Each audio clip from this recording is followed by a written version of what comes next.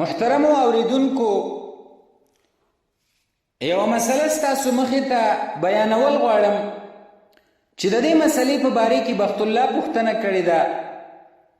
وایي یو هلک د ملګرو په کوټه کې بند کړی ده تر دې چې د لمونځ وخت ترېنه روان دی او قریبه ده چې لمونځ ترېنه قضا شي، یعنې آخري وخت دی او ملګرو نه یې هیر دی.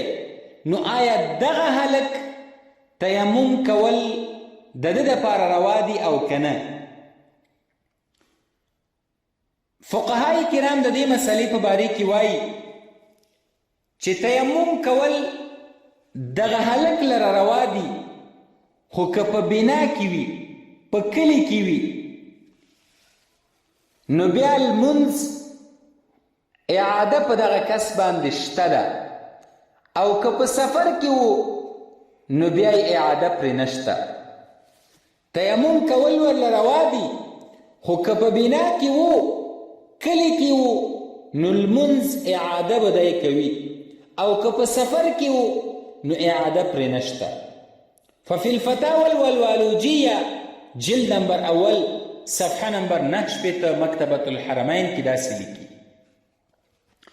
المحبوس في المصر إذا لم يقدر على الماء يتيمم ويصلي ثم يعيد. او بل ذلك فرماي: وإنا نقول العجز جاء من قبل العباد فلا يؤثر في إسقاط حق الله تعالى، إما إذا حبس في السفر لا يعيد، لأن الأصل ثمة عدم الماء، فبالحبس تحقق ما هو الأصل.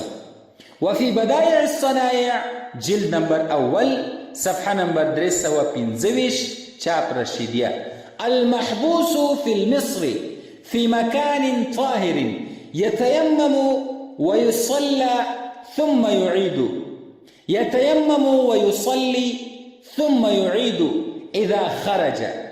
وفي الطحاوي على المراقي صفحة نمبر 114 چاپ رشیدیه: وأما المحبوس في المصر في مكان طاهر إذا لم يجد الماء فإنه يتيمم ويصلي ثم يعيد في ظاهر الرواية.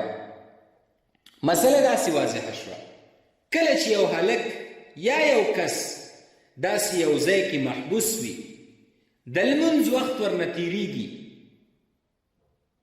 قریبه وه چې لمونځ دنه قضا شوی وی، نو په داسې صورت کې د داسې کس لپاره تیمم کول څه حکم لري؟